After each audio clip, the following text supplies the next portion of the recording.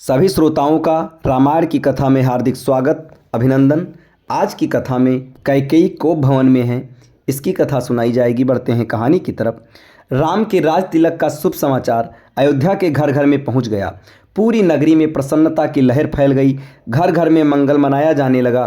स्त्रियां मधुर स्वर में रात भर मंगल गान करती रहीं। सूर्योदय होने पर नगरवासी अपने अपने घरों को ध्वजा पताका, वंदनवार आदि से सजाने लगे। हाट बाजारों को भांति भांति के सुगंधित एवं रंग बिरंगे पुष्पों से सजाया गया। गवैये, नट, नर्तक आदि अपने आश्चर्यजनक करतब दिखाकर नगरवासियों का मनोरंजन करने लगे। स्थान स्थान में कदली स्तंभों के द्वार बनाए गए। ऐसा प्रतीत होने लगा कि अयोध्या नगरी नववधू के समान श्रृंगार कर राम के आगमन की प्रतीक्षा कर रही है।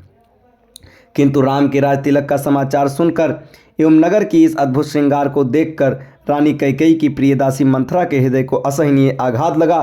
वह सोचने लगी कि यदि कौशल्या का पुत्र राजा बन जाएगा तो कौशल्या को राजमाता का पद प्राप्त हो जाएगा और कौशल्या की स्थिति अन्य रानियों की स्थिति से श्रेष्ठ हो जाएगी।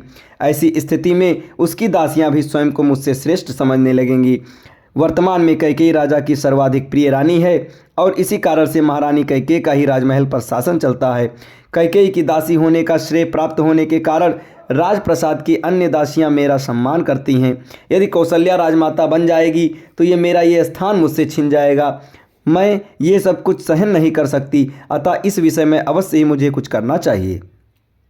ऐसा विचार करके मंथरा ने अपने प्रासाद में लेटी हुई कैकेयी के पास जाकर कहा, महारानी आप सो रही हैं, ये समय क्या सोने का है? क्या आपको पता है कि कल राम का युवराज के रूप में अभिषेक होने वाला है? मंथरा के मुख से राम के राज तिलक का समाचार सुनकर कैकेयी को अत्यंत प्रसन्नता हुई। समाचार सुनाने की खुशी में कैकेयी ने मंथरा को पुरस्कार स्वरूप एक बहुमूल्य आभूषण दिया और कहा, मंथरे तू अत्यंत प्रिय समाचार लेकर आई है।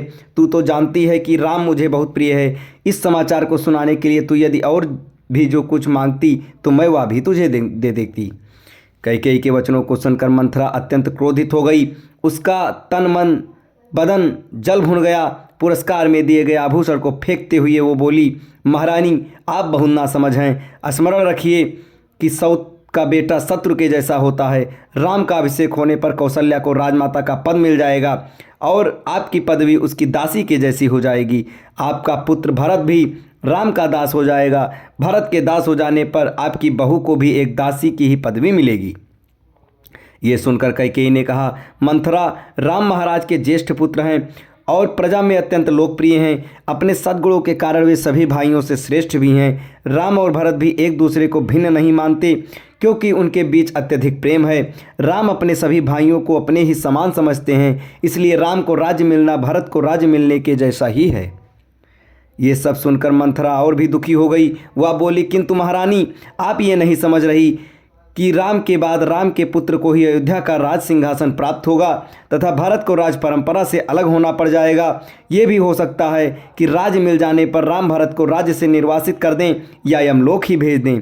अपने पुत्र के अनिष्ट की आशंका की बात सुनकर कैकेयी का हृदय विचलित हो उठा। उसने मंथरा से पूछा, ऐसी स्थिति में मुझे क्या करना चाहिए? मंथरा ने उत्तर दिया, आपको स्मरण होगा कि एक बार देवासुर संग्राम के समय महाराज दशरथ ने आपको साथ लेकर युद्ध में इंद्र की सहायता करने के लिए गए थे। उस युद्ध में असुरों के अस्त्र शस्त्रों से महाराज दशरथ का शरीर जर्जर हो गया था और वे मूर्छित हो गए थे। उस समय सारथी बनकर आपने उनकी रक्षा की थी। आपकी उस सेवा के बदले में उन्होंने आपको दो वरदान प्रदान किया था जिससे कि आपने आज तक नहीं मांगा है। अब आप एक वर्ष से भरत का राज्याभिषेक और दूसरे वर्ष से राम के लिए 14 वर्ष का वनवास मांगकर अपना मनोरथ सिद्ध कर लीजिए। शीघ्र अतिशीघ्र आप मलिन वस्त्र धारण कर कोप भवन में चली जाइए। महाराज आपको बहुत अधिक चाहते हैं, इसलिए वे अवश्य आपको मनाने का प्रयत्न करेंगे और आपके द्वारा मांगने पर उन दोनों वरों को देने के लिए तैयार हो जाएंगे। किंतु स्मरण रखें कि वर मांगने के पूर्व उनसे वचन अवश्य ले लें जिससे कि वे उन वरदानों को देने के लिए बाध्य हो जाएं। मंथरा के कथन के अनुसार कैकेयी कोप भवन में जाकर लेट गईं। अब इसके आगे क्या हुआ आपको अगले वीडियो में पता चलेगा। तब तक हमारे साथ बने रहें। धन्यवाद।